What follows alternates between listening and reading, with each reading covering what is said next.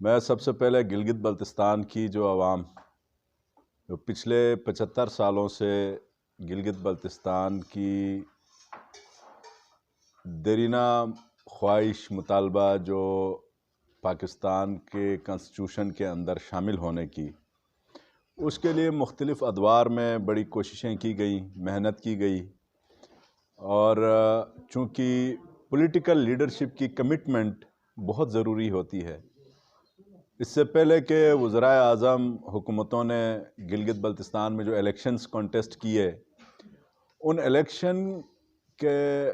اپنے منشور میں شامل ہر پولیٹیکل پارٹی کا کہ گلگت بلتستان کو ہم صوبہ بنائیں گے، کسی نے کہا ہم عبوری صوبہ بنائیں گے، کسی نے کہا ہم مکمل صوبہ بنائیں گے، مختلف ریفارمز کی بھی باتیں ہوئی، مختلف پیکیجز کی باتیں ہوئی، مختلف ایگزیکٹو آرڈرز کی بھی باتیں ہوتی رہیں۔ جب پرائم منسٹر عمران خان صاحب اپنے اقتدار میں آئے، اور اقتدار میں آنے سے پہلے میں تھوڑا سا ٹچ کروں، اپنی کیمپین کے دوران گلگت آئے تو انہوں نے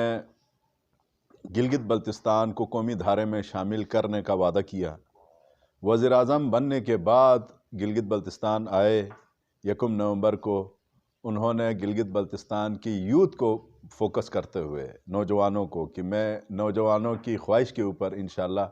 آپ لوگوں کو قومی دھارے میں، مین سٹریم میں، مین پولیٹکس میں ملک کی شامل کرنے کا انہوں نے کمٹمنٹ انہوں نے کی۔ اس کے فوراً بعد گلگت بلتستان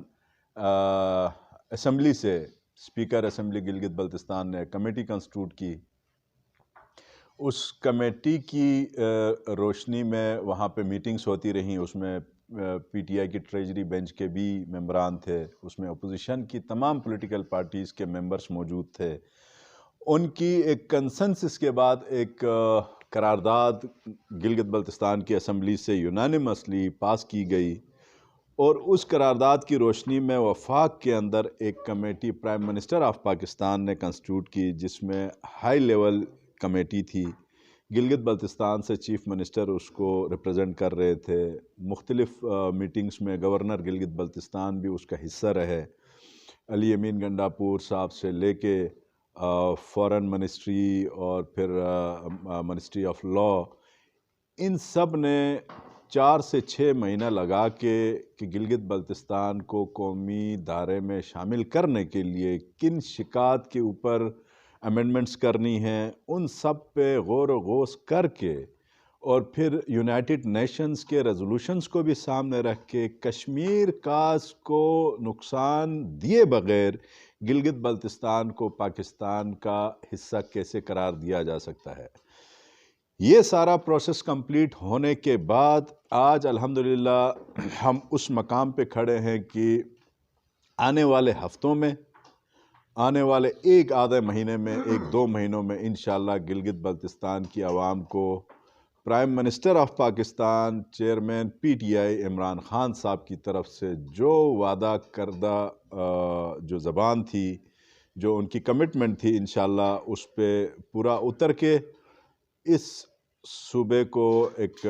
پاکستان کا ایک 5واں عبوری آئینی صوبہ، باقی 4 تو صوبے ہیں، ہمارا عبوری آئینی صوبہ، اس کے اوپر میں ڈیبیٹ میں یا اس کی ڈیٹیل ڈسکشنز میں نہیں جاؤں گا۔ اس میں 8, 10, 12 جتنے بھی کانسٹیٹیوشن کے ایکٹس ہیں، اس کے اندر امینڈمنٹس ہونی ہیں، وہ اس وقت ڈرافٹنگ تقریباً اس کی تیار ہے۔ اس کے ساتھ ساتھ ہماری ایک اور کمیٹی کنسٹیٹیوٹ ہوئی ہے، اس پہ جو transitional periods,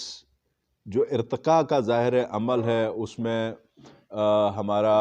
N F C کے ایوارڈ میں گلگت بلتستان بھی حصہ دار ہوگا، اور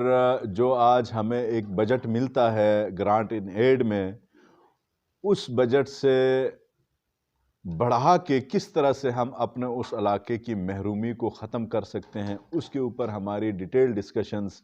شروع ہو چکی ہوئی ہیں۔ اس کے لیے جو ہمارے فنانس ڈویژن ہے، پھر گلگت بلتستان کی جو ہماری قائم کردہ جو کمیٹی ہے، وہ سب اس میں دیکھ رہے ہیں۔ اس کے علاوہ جو ہماری جوڈیشری ہے، جوڈیشری کے اندر کس قسم کی ریفارمز آ سکتی ہیں، ہماری ایک کورٹ جو ہائی کورٹ کا درجہ دیا جائے گا چیف کورٹ کو، اور پھر آپ کے سپریم اپیلیٹ کورٹ ہے اس کو سپریم کورٹ آف پاکستان کا ایک وہاں پہ قائم ہوگا، اس کی ایکسٹینشن قائم ہوگی، اس کا بینچ وہاں پہ بنے گا۔ تو یہ وہ ساری چیزیں ہیں جس پہ اس وقت جو ہمارے متعلقہ محکمے ہیں وفاق کے اندر اور گلگت بلتستان سے ہماری تقریباً کابینہ اور ہمارے آفیسر صاحبان بھی اس اہم ایشو کے اوپر صبح دوپہر شام لگے ہوئے ہیں۔ تو گلگت بلتستان کی عوام کو میں پیغام یہ دینا چاہتا ہوں گورنمنٹ آف گلگت بلتستان کی طرف سے، پاکستان تحریک انصاف کی طرف سے، کہ سوشل میڈیا میں کچھ لوگ نیگیٹیوٹی کی طرف جا رہے ہیں، ان کو ہماری طرف سے یہ پیغام ہے کہ گلگت بلتستان حقیقی معنوں میں صوبہ بن رہا ہے۔ ہماری انشاءاللہ ہم جب جائیں گے کاغذ لے کے گلگت بلتستان تو ہم سرخرو ہو کے جائیں گے۔ ہمارا ٹیکس کا جو ایک سلسلہ ہے، ٹیکس میں ہمیں انشاءاللہ اسی طرح سے جو استحقاق حاصل ہوتا ہے، جو ٹیکس زون سے ہم باہر ہیں وہ کنٹینیوٹی اس کے اندر آئے گی۔ جو این سی پی گاڑیاں ہیں اور جو ہماری گندم کی سبسڈی ہے، ہماری پوری کوشش یہ ہوگی کہ till decision of Jammu and Kashmir ہمارے جو ٹیکسز ہیں، ہمارے پاس جو سبسڈیز ہیں، وہ مکمل طور پہ انشاءاللہ برقرار رہے۔ ہم نے عوام کا سودا نہیں کرنا۔ کچھ مخالفین سیاسی ہوں یا وہاں پہ سو کالڈ نیشنلسٹ ہوں، وہ غلط تھوڑا سا اس کو پروموٹ کرنے کی کوشش بھی کر رہے ہیں۔ تو یقیناً یہ ایک سنہرے الفاظ میں لکھے جانے والا فیصلہ عمران خان صاحب کی قیادت میں گلگت بلتستان کو عبوری آئینی صوبہ دیا جا رہا ہے۔ اس میں مختلف سٹیک ہولڈرز کی جو شب و روز جو محنت ہے وہ قابل دید ہے۔ انشاءاللہ تعالی ہم جس طرح سے 75 سالوں میں اپنے آپ کو ثابت کر چکے ہیں، ہر جنگ میں، ہر ہندوستان کے ساتھ مقابلے میں گلگت بلتستان کی عوام نے، وہاں کے لوگوں نے، ہماری جو NLI ریجمنٹ، ہماری جی بی اسکاؤٹ کے، ان سب نے عوام کے ساتھ مل کے ایون جو قربانیاں دی ہیں ملک کی سالمیت کی خاطر، اس کی بقا کی خاطر، یہ مزید مطلب اس شیر و شکر بن کے انشاءاللہ ہم ایک بہتر طریقے سے آگے بڑھنے کی اس پوزیشن میں ہیں۔